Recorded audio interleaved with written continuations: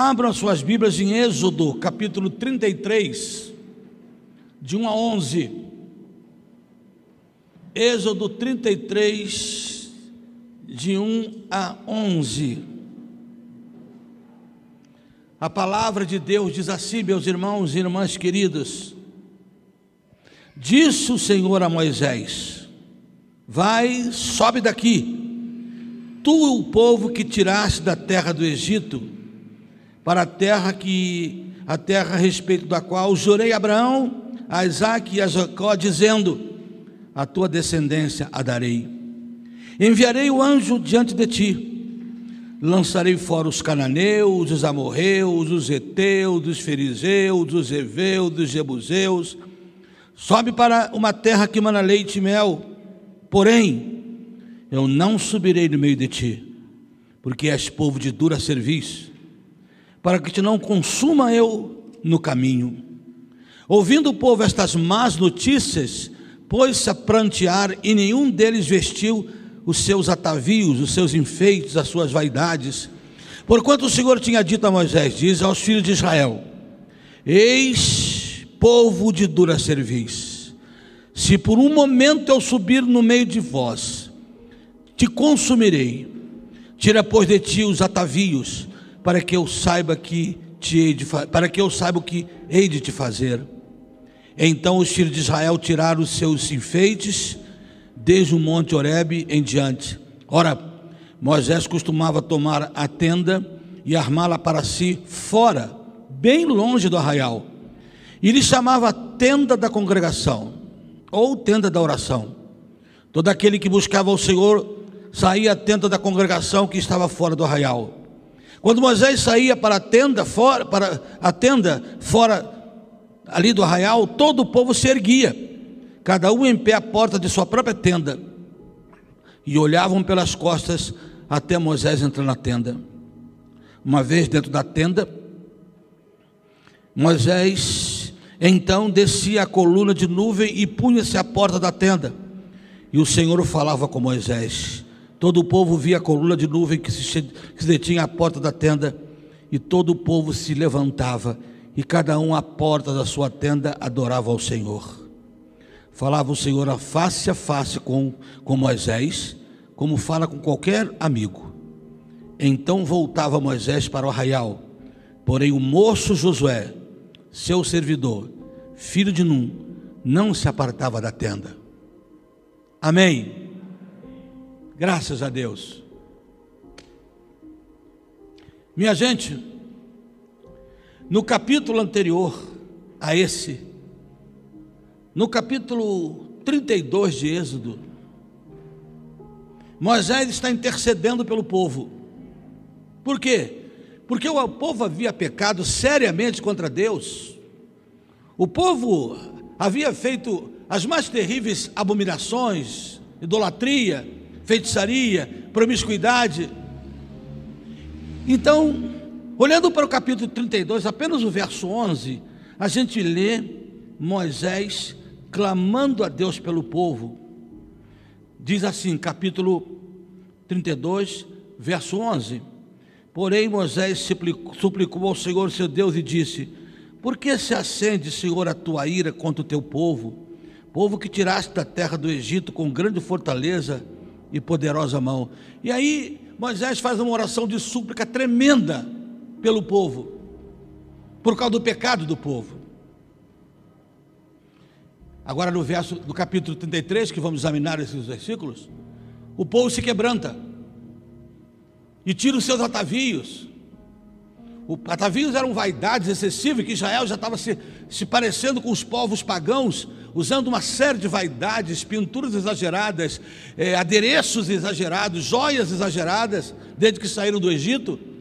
E agora então, nessa situação calamitosa, o povo tira todo o seu atavio e diz: nós não vamos a lugar nenhum, Senhor, se o Senhor não for conosco. E o povo se quebranta.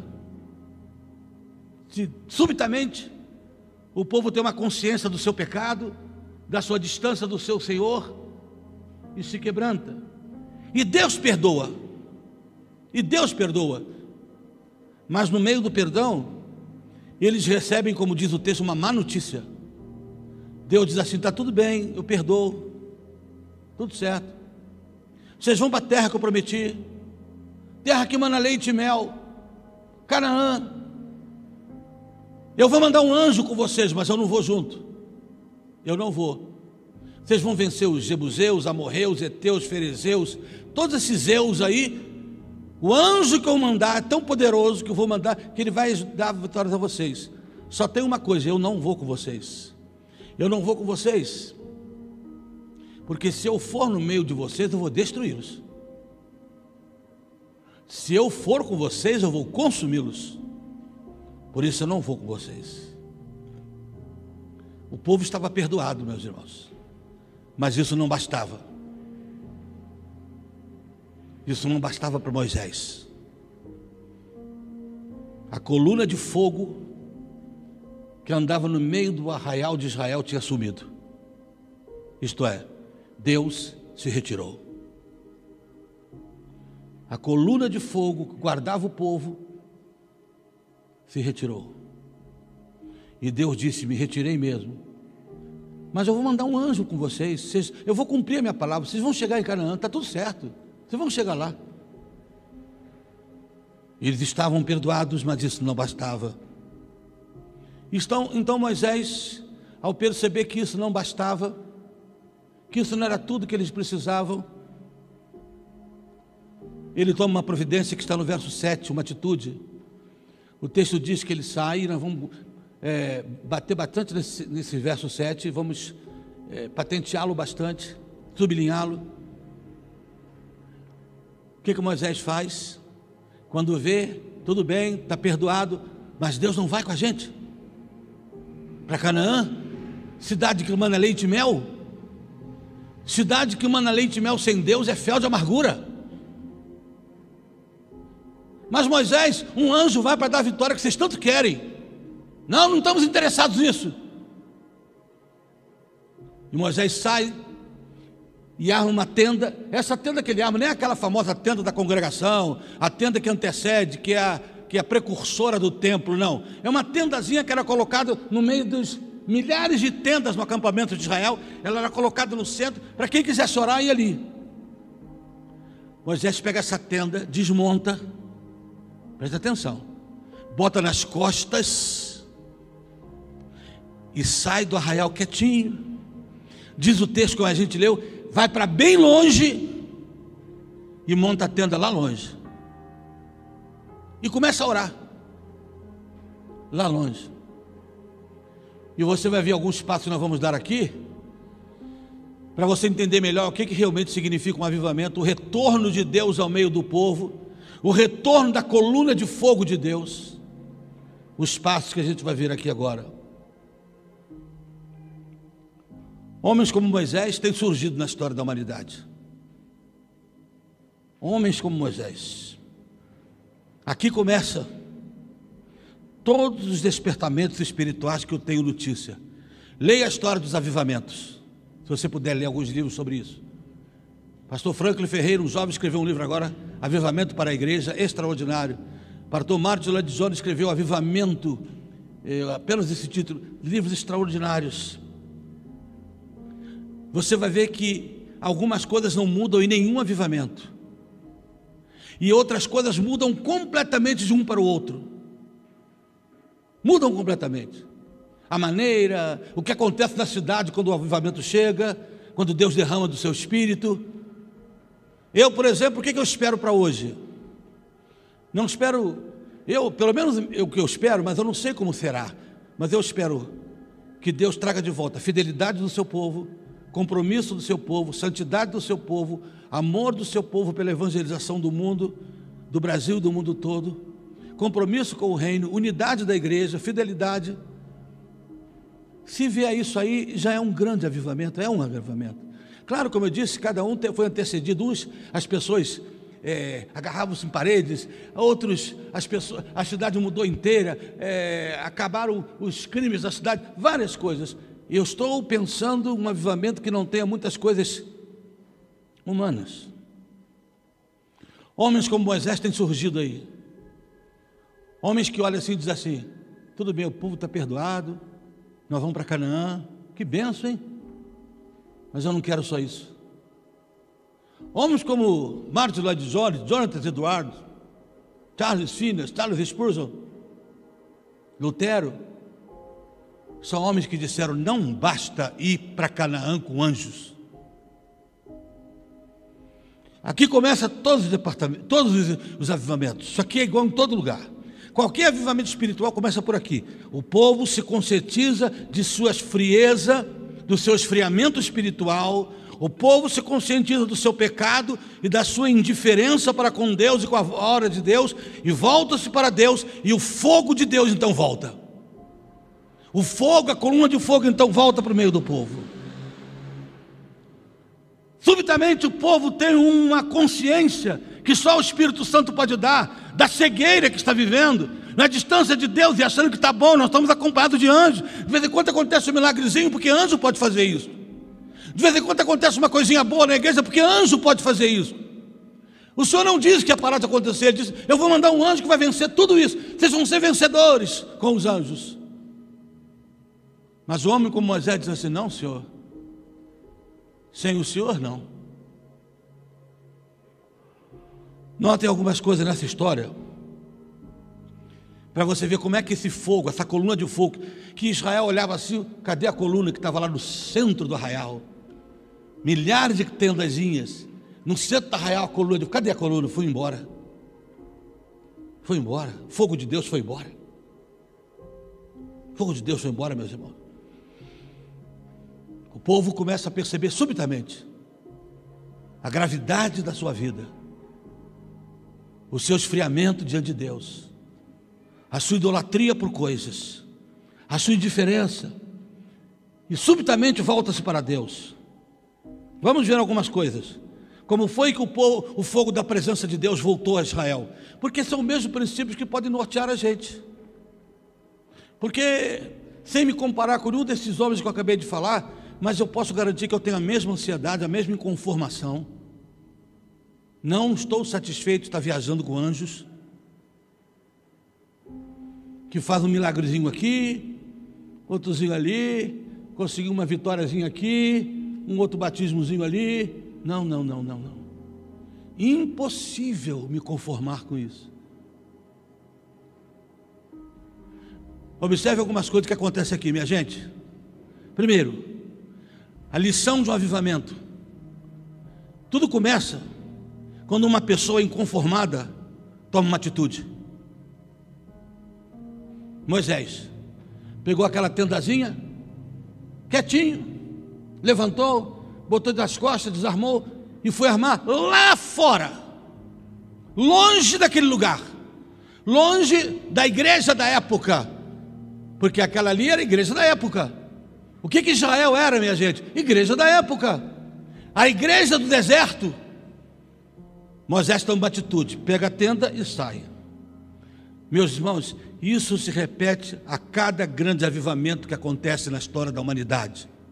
Uma pessoa, ou um grupo de pessoas, um grupo pequeno, inconformada com a ausência do fogo, inconformada com as coisinhas que acontecem, toma uma iniciativa. Inconformado com aquilo que alguns estão dizendo está ótimo, vamos a si mesmo. Inconformado com isso, porque graças a Deus existem inconformados. Isso invariavelmente acontece em qualquer movimento do Espírito Santo de verdade. Eu estou esperando por isso.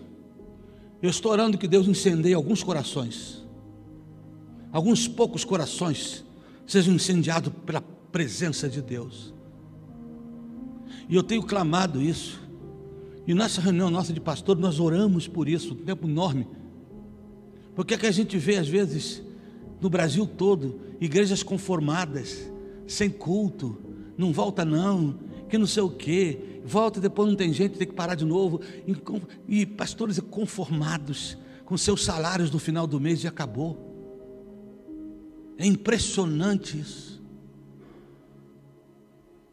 Todo avivamento acontece quando um grupo pequeno de pessoas inconformadas se levanta. Isso invariavelmente acontece. Toma como exemplo Martim Lutero, quando olhou para a igreja cristã e percebeu os absurdos da igreja, onde todo mundo aplaudia, os papas, os cardeais, os bispos, as indulgências, tudo aquilo. Um homem se levanta, paga um preço altíssimo de perseguição, mas ele se põe em pé, e com ele alguns outros, como Melanchthon, e depois Zwinglio, Calvino, e outros se levantam, se põem em pé, e numa inconformação enorme com aquela situação, começam a trabalhar. Isso aconteceu nos Estados Unidos da América depois, aconteceu na Nova Inglaterra. O avivamento da Irlanda do Norte começou com um homem chamado James McQuilkin, numa ruazinha chamada Rua Fulton. Essa rua era uma rua da roça na época, lá na Irlanda do Norte, uma roça. Ele não se preocupou nem com o templo, numa pequena roça, havia uma escolazinha de criança, ele pediu emprestado uma sala, e conseguiu mais 2 homens e 3 homens absolutamente inconformados, absolutamente angustiados com essa verdade, começaram a clamar. No país de Gales, homens como Evan Robert, que ajoelha e diz para o Senhor: faz de novo. Homem como Humphrey Jones, gente simples, você nunca ouviu falar deles? Humphrey Jones, gente simples, sem fama, sem nome, humildes. E é por isso que a minha esperança é muito grande, porque Deus incendeu o coração de um homem, de alguns homens. Sabe por que a minha esperança é grande? Porque pode acontecer com você, meu irmão. Subitamente você tem uma súbita sensação do pecado, de quanto eu me distanciei, estou achando que está legal, estou adorando a companhia de anjos, não acontece nada de especial na minha vida, nem na minha família, nenhum milagre, mas de vez em quando uma coisinha ou outra eu já boto a mão para o céu e dou culto e ação de graça.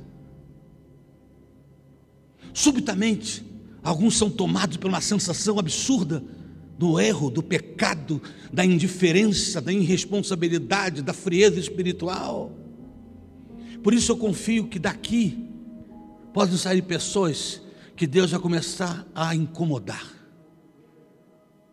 Amém ou não? Gente cujo coração subitamente será tomado por uma sensação de indignidade, de distância, de que não é só isso que eu estou vivendo, com essa coisa morna que chamam de igreja hoje no Brasil, com essa coisa sem brilho que chamam hoje de igreja no Brasil, porque conseguimos uma coisinha aqui, porque damos uma bolsa de compra ali, porque fizemos uma roupinha aqui. Maravilha, eu só tenho que louvar a Deus por isso. Deus está abençoando, nós podemos fazer isso, os anjos nos ajudam, mas Moisés diz assim: eu quero mais, eu preciso daquele fogo que caracterizava a tua presença e que aconteciam coisas extraordinárias. O mar se abria no meio, os inimigos eram todos vencidos. É disso que o avivamento fala. Avivamento não pode pensar em coisas naturais. Irmãos, eu não sei, talvez eu tenha falo tanto desse assunto, mas não consegui ainda te explicar direito o que é um avivamento. Um avivamento é uma coisa sobrenatural, não é nada normal numa igreja, não é nada comum de uma igreja, não é porque alguém sentiu um arrepio, não é porque teve 10 conversões num dia ou 20 no outro, não é porque a igreja está mais cheia um dia do que outro. Não, Senhor, avivamento é muito mais, é uma manifestação sobrenatural que ninguém explica e que quem está de fora percebe que a mão de Deus está agindo ali, que o poder de Deus sobrenatural está naquele lugar. Por isso o avivamento às vezes acontece, dura uma semana, mas em uma semana a cidade da Nova Zelândia, em uma semana, passou de 40 mil crentes para 1 milhão de crentes em uma semana. Isso chama-se avivamento, isso chama-se movimento do Espírito Santo. Avivamento leva um mês, um ano, como na Coreia do Norte demorou mais de 10 anos. Desculpem, Coreia do Sul. Sim, pode acontecer aqui, numa igreja simples como a nossa, de exemplos simples como a nossa. Se existe algum lugar que hoje a gente pode dizer que está passando por um vislumbre de um grande movimento de Deus, é a cidade de Santarém, no Pará.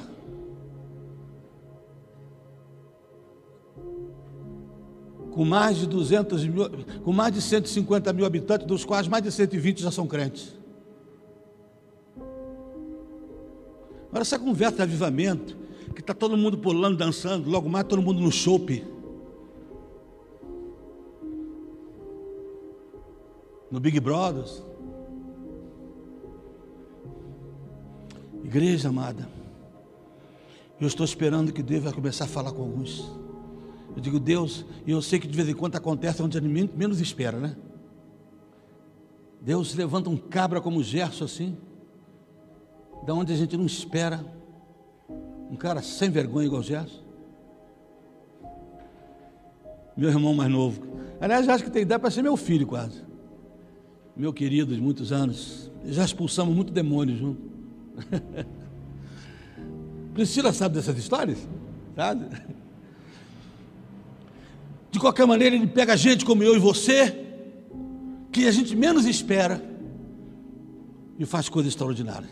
Então a primeira coisa que acontece em qualquer avivamento é que Deus começa a sacudir alguns poucos corações, incendiar, o brilho da glória de Deus começa a se dissipar, se espalhar, e a escuridão começa a ir embora. Continue no verso 7 comigo, porque Moisés agora estabelece um local de oração fora do acampamento. Diz que ele pega aquela tendazinha dele de oração e leva para fora, para bem longe do acampamento, está bem longe da igreja local, que era o Arraial de Israel. Sim, igreja querida minha, Moisés estava feliz porque o povo se arrependeu, o povo se arrependera, mas ele sabia que isso não bastava. Deus aceitou o perdão do povo e disse, tá legal, vocês vão para lá, vou mandar um anjo com vocês. A presença de Deus havia se retirado, e eles estavam andando com anjos. Minha gente, o que mais me entristece hoje é ver a quantidade de crentes de igrejas de evangelho nesse país, que estão aceitando pacificamente a companhia de anjos. O que significa isso, irmãos? Quando eu falo companhia de anjos, é isso que Deus falou. Olha, os anjos vão vir, que eu vou mandar para ajudar vocês. Eu não vou, mas vou mandar o anjo. Vocês vão vencer os amalequitas, os filizeus, os amorreus, os jebuseus. Em outras palavras, sabe o que é a companhia de anjos? Vocês vão ter umas vitóriazinhas. Eu vou deixar vocês ganharem umas batalhazinhas. Vocês vão ter algumas vitóriazinhas. Isso que a gente está vendo aí hoje, é isso que é a companhia de anjos. Essas vitóriazinhas médias. Que não é por isso que não é possível que Jesus tenha morrido por tão pouco. É isso. Mas o que tem de gente está legal assim mesmo. O pastor Sidaco joga muito pesado. O pastor Sidaco é um cara complicado, radical. Sim, a coluna de fogo havia se retirado. Moisés então pega a tenda e vai lá para fora. É claro, ele está feliz que o povo se arrependeu. É claro que devemos nos arrepender sempre. Todo dia é motivo para a gente buscar perdão de Deus. Senhor, perdoa-me pelo dia de hoje. Senhor, perdoa pelos maus pensamentos. Senhor, perdoa por várias coisas, pelos maus sentimentos. Sim, mas isso não é tudo. Num avivamento isso não é tudo. Moisés estava angustiado, estava ansioso para que Deus voltasse e andasse no meio deles. O problema de Moisés é que eu não suporto essa mediocridade em nome do Senhor. Não suporto anjos. Nós queremos o Senhor. Não é assim que a gente canta, eu quero Deus. Mas como que eu quero Deus? Sim. Então, Moisés estabelece esse lugar de oração. E é interessante que o texto diz assim, olha gente, qualquer pessoa que quisesse ir orar, poderia. Não é assim que diz? Moisés colocou a sua tenda lá fora, e quem quisesse ir lá orar, não está proibido não. Mas o mais interessante, Moisés não obrigou ninguém a ir.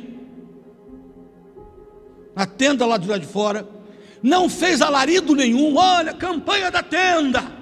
todo mundo lá fora que o fogo vai cair. Não fez alarido, não fez propaganda da tenda. Ele colocou a tenda no ombro e quietamente saiu e ficou lá. Quem quiser pode vir, ninguém é obrigado, nenhuma confusão, nenhum barulho, nenhuma propaganda, nenhum estardalhaço, porque se existe alguma coisa que é auto-anunciável, é fogo.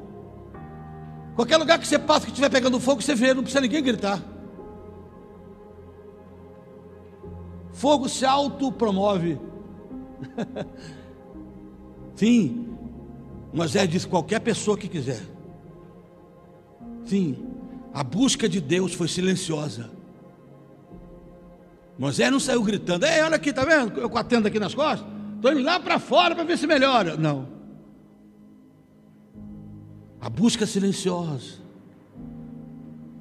sem alaridos, é para quem sentisse no coração o fardo que ele estava sentindo. Por isso o texto diz que alguns, ao verem Moisés, dizem: ele está indo sozinho, eu também vou. Eu também vou. E começaram alguns poucos a acompanharem Moisés. Alguns poucos começaram a acompanhar Moisés. Primeiro eles olhavam na porta da tenda. Está vendo? Moisés está indo lá fora. Ah, ele está indo orar. Eu também vou. Você entendeu? Todo aquele que quisesse, era para quem sentisse o fardo, buscar o Senhor. Nem todos foram. Nem todos foram. Eu acredito que dentro do arraial, na igreja, com aquela opção de tenda onde o pessoal morava ali, eu acredito que continuava tendo reunião de oração. Eles continuavam orando de vez em quando. Fazia os altares para Deus, matavam animais. Sabe, essa coisa de que reunião de oração não acaba? Não acredito que tenha acabado a reunião de oração porque Moisés saiu para orar fora. Eles continuaram ali. Aquela oraçãozinha de 10 minutos. A gente ora 5 e conversa o resto do tempo mais meia hora. Eu acredito que esse tipo de reunião continuou, só que Moisés disse aqui, mas não. Não é isso que eu quero. E aquele grupo pequeno, não é isso que nós queremos. Nós estamos querendo ver a coluna voltar. Nós queremos ter a companhia de Deus outra vez. E ele se afasta do arraial. A igreja não deve esperar que todos sintam de imediato esse fardo de oração. Não. Deus não trabalha assim com todo mundo de uma vez. Deus nunca trabalhou assim. Não, nós não podemos ficar esperando que todo mundo da mesma hora sinta a mesma coisa que o seu pastor quando prega sente, ou com um irmão ou dois, ou outro. Não, não. Isso vai acontecendo aos poucos, em alguns poucos. O texto diz que a história dos avivamentos mostra isso. 2, 3, 4, 5, 1, daqui a pouco 10, 100. Não foi assim no país de Gales? Primeira reunião, 40 pessoas. Um mês depois, 120 pessoas. Um ano depois, 1.500.000 pessoas reunidas em todo o país de Gales, orando no mesmo momento. Quem quiser, a porta está aberta, disse Moisés. Lá fora, essa reunião aqui, você não faz nem cosquinha no diabo. Nós precisamos fazer algo maior, disse Moisés. Pegou a sua tenda e foi. Continue comigo no verso 7 ainda. Olha uma outra coisa interessante. Ele levanta a tenda de oração bem longe do arraial.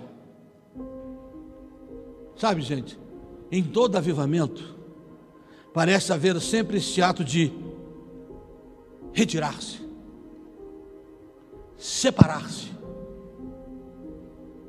Invariavelmente, os avivamentos, um grupo de pessoas começa a retirar-se do meio das confusões. Não esqueçamos que este povo que eu estou falando, o povo de Israel, o arraial de Israel era a igreja da época, era a igreja do deserto. Eles armaram as tendas no deserto.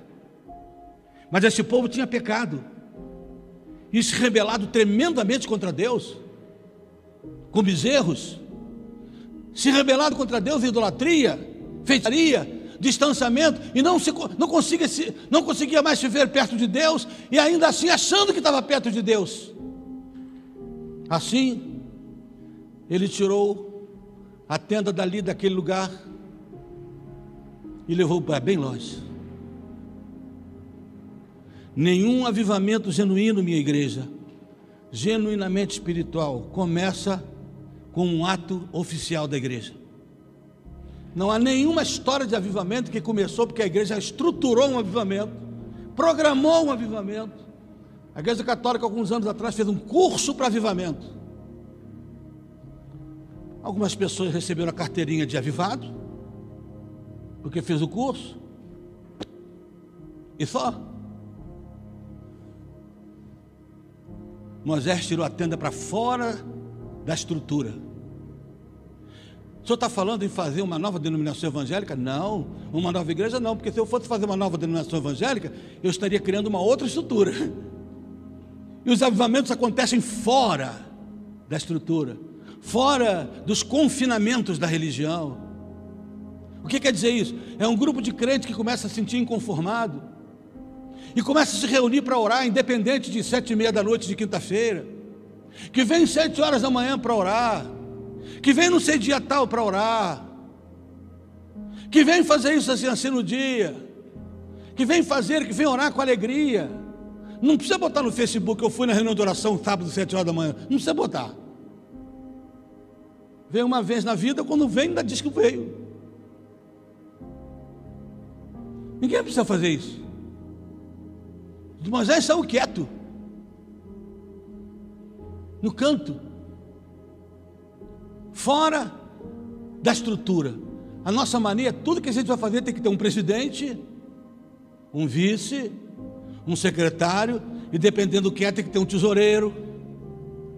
A gente cria logo uma estrutura. Leia a história dos avivamentos. Nenhum deles passou por estrutura nenhuma, apenas oração. Nada de papel, nada. Oração a Deus, clamor aos céus, busca de Deus. Não tem ninguém melhor do que ninguém. Por que a igreja da China é a maior igreja do mundo? Ainda que seja a igreja perseguida, porque lá não tem estrelas. Você não vê falar nenhum grande líder espiritual na China, porque se ele aparecer, matam ele no mesmo dia. É a igreja do subterrâneo.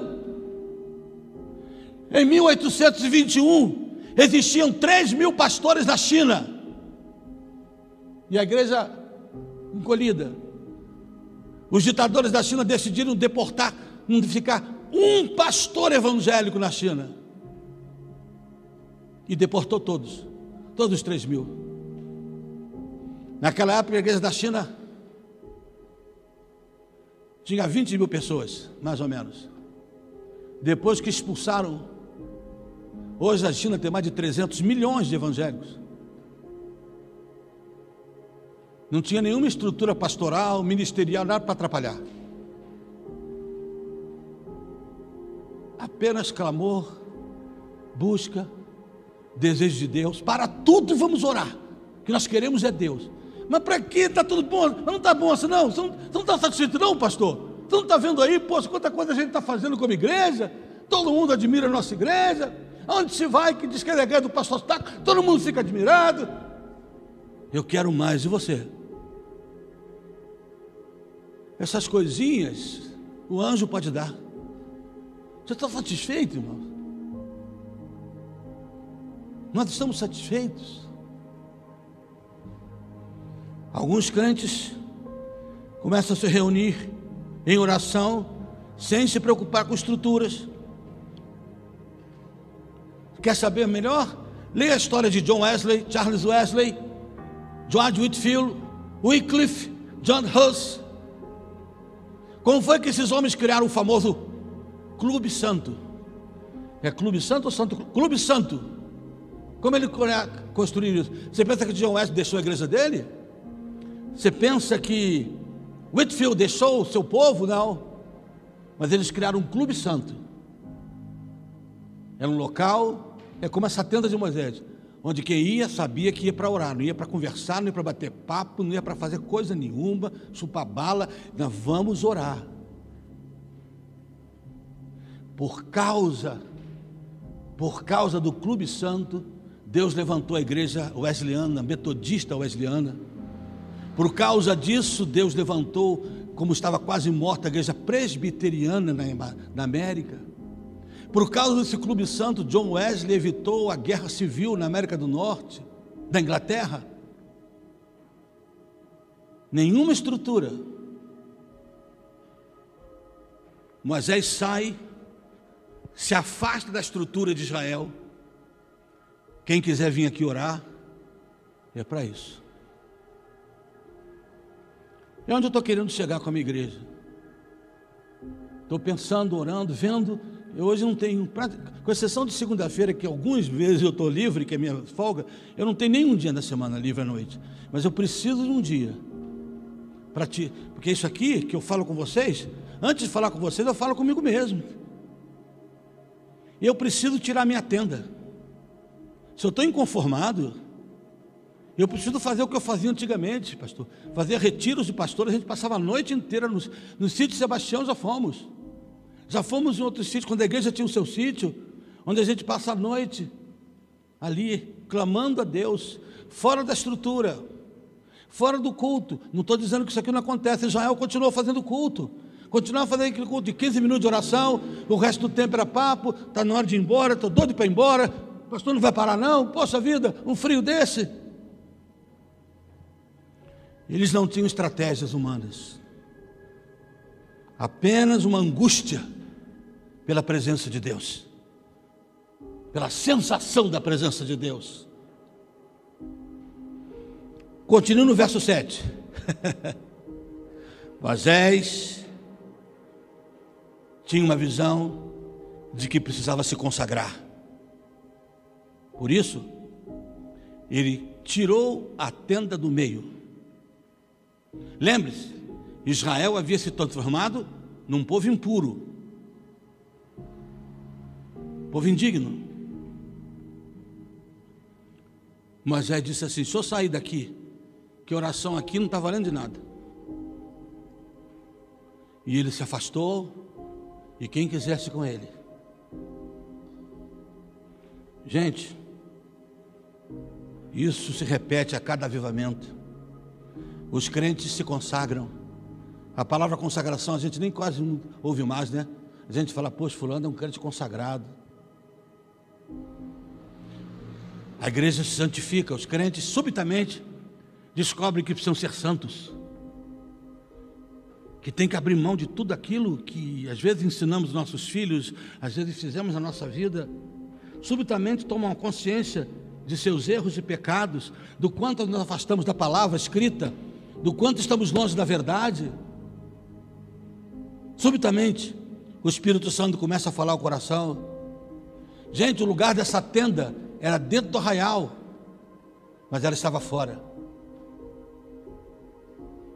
porque Moisés entendeu que precisava de um lugar consagrado, de um grupo consagrado.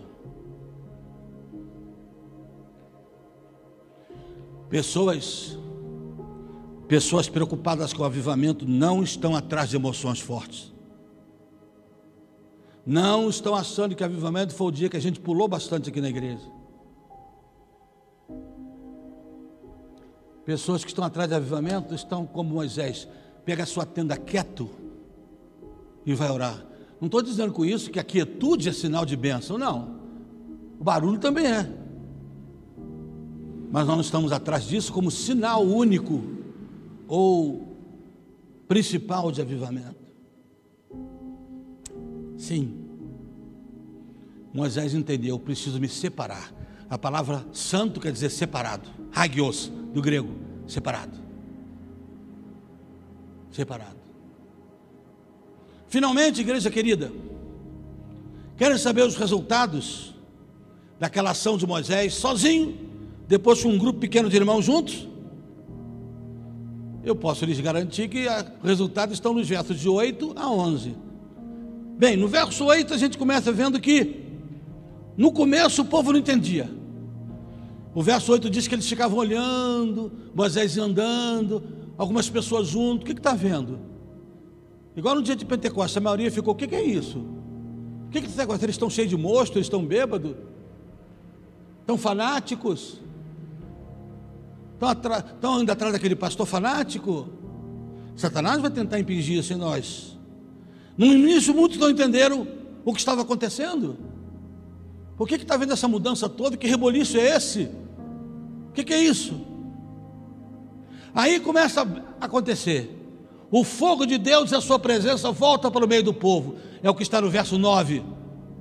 Aqui está o resultado de tudo aquilo. O fogo da presença de Deus volta. O fogo volta. Aleluia. O fogo volta. O avivamento acontece. O que aquela coluna estava dizendo? Deus voltou. Deus está outra vez no meio do seu povo. Você não sonha com isso? Ou você acha que essezinho aí que vive hoje aqui no Brasil é a toda a presença de Deus? Eu acho, sabe, olhando aqui para Edenilson, que é um dos que gostam comigo de hino de cantor cristão, então hino que a gente canta e fala assim, ó: chuvas de bênção queremos, chuvas de bênção dos céus, gotas somente nós temos. Nunca se cumpriu tanto, hoje só tem gotas. Gotas como é o nome daquele negócio? Conta-gotas. Uma bênção aqui, outra ali, uma coisinha aqui. Ou você acha que Deus é issozinho aí só no Brasil? Essa falta de influência no mundo perdido? Gotas. Moisés disse: não, vou armar meu lugar de oração separado, consagrado. E aí a presença de Deus volta. Ela tinha ido embora, agora volta. E aí o que acontece? Agora sim, o povo todo começa a ser renovado. Olha o verso 10, que maravilha. E todo o povo, agora é o povo todo, via a coluna de nuvem, ao verem Deus de volta, que se detinha à porta da tenda, todo o povo se levantava e cada um à porta da sua tenda adorava o Senhor. Aprendi uma coisa para mim, que quero passar para vocês essa madrugada, com esse frio todo. Deus me disse assim: escuta, rapaz, quando um líder se levanta, o povo levanta também. Está na hora de você fazer algumas coisas com você mesmo. O povo estava ali sentado na beira, cada um sentado na porta da sua tenda. De repente eles viram o líder se levantar e ir para a tenda. O povo todo ficou em pé e começou a louvar a Deus. Agora sim o avivamento chegou. Eles viram, a coluna de fogo voltou? Voltou. Então agora a consequência também, o povo. E o que é que acontece finalmente?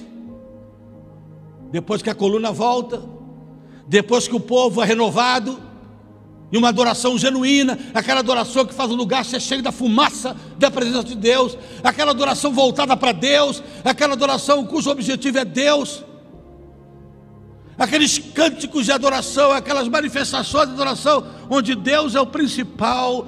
Por isso, meus irmãos, eu tenho tanta dificuldade. Eu sei que pode parecer implicância minha, me ajudem aí a não me sentir assim, mas eu tenho muita preocupação com o que chamam de louvor profético. O que é profetizar? É falar alguma coisa de alguém. Louvor nunca pode ser profético, porque louvor é a Deus. Você vai profetizar lá sobre Deus? Agora, você pode fazer um cântico que você fala para alguma pessoa, mas se você está louvando, você está louvando a Deus, então você não está profetizando nada para Deus. Adoração a Deus não é louvor profético. Se é que isso existe. Se é que isso existe. Sim, a última consequência maravilhosa. Primeiro, o povo não estava entendendo, passou a entender. O fogo voltou a descer. Agora o povo está adorando de verdade. E finalmente Deus volta a falar com o povo. Olha o verso 11. Falava o Senhor a Moisés face a face. Ah, irmãos, esse negócio de que alguém chega perto de você, ó, Deus mandou te dizer, sabe de uma coisa, quando Deus estiver falando, Ele vai falar mesmo. Não vai ser fulano de tal que teve vontade de dizer uma coisinha para nós e aquilo nunca aconteceu, não. Porque o que tem de gente que profetiza não acontece. Mas aqui é, Deus voltou a falar. Quando eu prego, Deus volta a falar. Quando eu canto, Deus volta a falar. Quando eu testemunho, Deus volta a falar. Quando eu oro, Deus manda recados de mistérios e de revelação. Deus volta a falar. Deus está em silêncio. Deus volta a falar. Avivamento requer ação. Que ação, pastor? Você pensa que foi mole para Moisés colocar a tenda nas costas e arrastar pelo deserto, um lugar longe? Avivamento dá trabalho. Não, é melhor a gente ficar aqui no arraial mesmo. Aqui também ainda tem umas orações. Aqui ainda tem uma oraçãozinha aqui. Vamos ficar aqui mesmo. A gente vem quando der. Tiver frio, tiver chovendo, a gente vem quando dá. Aqui. Não, queridos. A Bíblia Sagrada diz que não. Moisés colocou a tenda nas costas, deve ter dado trabalho para ele. E sabe o que mais? Israel passa a ter um sentimento de santa expectativa em relação a Deus. E isso é o meu final. E aqui vai ficar o meu desafio agora. No final do verso 11 diz que depois que Deus falou com Moisés, mandou dizer a Moisés o seguinte: olha, está tudo certo.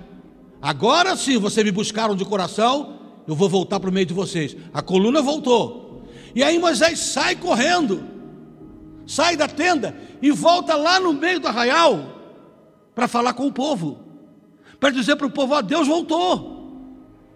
Mas quando ele sai para falar com o povo, você pensa que ele trancou a tenda e foi embora? Ele deixou Josué lá. O seu filho querido, aquele que está aprendendo com ele, ele deixou Josué lá. O que quer dizer isso? Sentimento de expectativa. Moisés que estava dizendo o seguinte: olha, eu vou ter que ir lá, mas aqui é o lugar que Deus está falando. Josué fica aqui que a gente não pode perder nada. Se Deus quiser falar mais alguma coisa. Por isso, irmãos, há muitas vezes que eu vou estar pregando, mas eu espero que você esteja na tenda. Porque se Deus quiser falar outra coisa enquanto eu estou pregando, Moisés saiu, pensa que eles fecharam a tenda? Deixaram a tenda aberta e Josué lá dentro. Passaram a ter uma expectativa de que Deus vai continuar falando. Isso é tempo de avivamento, é a expectativa de que Deus vai continuar falando. Que Deus não falou só naquele dia, que Deus é Deus para prosseguir falando com a gente, que Ele vai continuar ministrando a sua palavra, que Ele vai continuar trazendo as revelações que Ele quer para nós. Sim, Josué ficou na tenda porque de repente Deus queria falar mais e Moisés teve que se ausentar para ir lá voltar lá no meio do arraial para avisar o povo: olha, Deus perdoa a gente, olha lá, olha para lá, olha a coluna lá de novo. Sabe o que quer dizer isso? Ele está no meio de nós outra vez. E enquanto Moisés sai para dar essa notícia, Josué fica. Se Deus falar mais alguma coisa, Josué está aqui para ouvir. O meu amado discípulo Josué está aqui para receber. Não sei se recebeu mais. O texto não diz. O que eu sei é que dali para frente, o que veio depois de Moisés foi Josué, a quem Deus preparou. A pergunta hoje é: quantos já estão sentindo que precisamos tomar uma atitude? Quantos será? Pastor, esse negócio não vai dar muito trabalho não, botar tenda nas costas? Vai. Esse negócio de renunciar, uma opção de coisa e passar a ser de verdade, essas coisas todas, vai dar trabalho? Vai.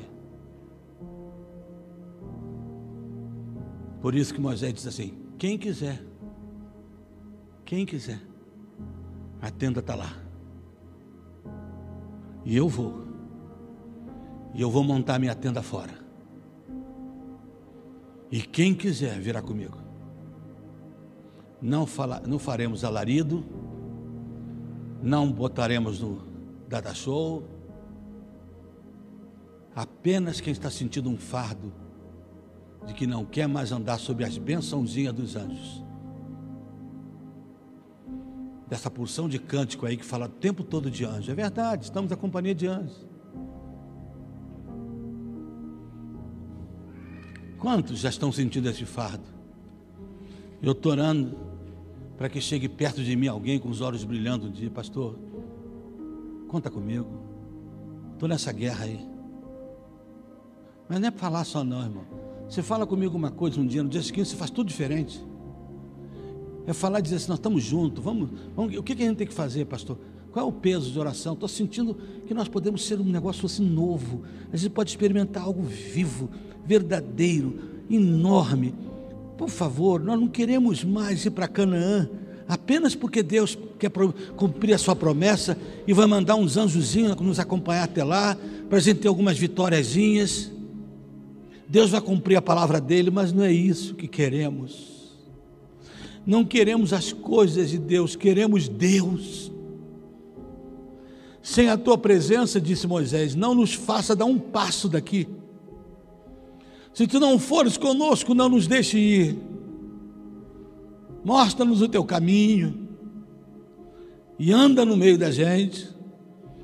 Coloca a tua coluna de fogo para nos aquecer do frio à noite e a nuvem para nos proteger do calor de dia, mas por favor, vem com a gente. Vem. Espírito Santo, vem com a igreja. Desvenda os olhos como fizeste com aquele povo que subitamente, por uma ação do próprio Deus, eles perceberam que Moisés estava certo e começaram a olhar para aquilo. Por favor, chega, Deus, chega de vitóriazinhas de anjo, chega de cometimentozinhos, celebrações de anjos, festinha de anjos. E eu não acredito no avivamento, que não precisará necessariamente ser acompanhado de estardalhaços, mas de corações compungidos e arrependidos. Então tu ouvirás dos céus e sarará a nossa terra. Eu sei que não estou sozinho. Eu sei que tem vários irmãos. Eu sei que tem vários pastores angustiados com esse momento. Estamos sentindo um chamado à angústia. Num país absolutamente mergulhado na lama como o Brasil, e uma igreja que precisa ser luz para esse Brasil. Um Teresópolis mergulhado na iniquidade, no espírito de suicídio, de drogas. E nós precisamos ser a coluna para que ilumine através do Espírito Santo a vida dessa nação, dessa cidade, desta igreja. Por isso, assim como tu levantaste homens simples, um simples monge chamado Lutero, um moço, Wycliffe, McQuilkin, homens sem nome, mas que brotou neles um peso, uma sensação de responsabilidade pelo que estava acontecendo, um peso em ver irmãos sendo incendiados vivos em outros lugares do mundo, um peso em ver a juventude perdida na prostituição, nas drogas, um peso de ver a igreja inoperante na obra de evangelização, na obra de buscar as ovelhas que estão feridas por aí. Quem são esses, Pai? Revela. Fala ao coração de cada um. Aleluia. Irmãos, nós estamos terminando esse culto a Deus. E o desafio que eu estou lançando é esse. Alguém que não é trocar de denominação, trocar de igreja, alguém que entende que precisa, junto a mim, construir ou montar a sua tenda fora do arraial, fora dos redutos da nossa igreja, que é uma abençoada igreja. Deus não estava dizendo que não ia abençoar, vocês vão ser abençoados sim, os anjos estão aí para isso, eu vou mandá-los para te dar a vitória.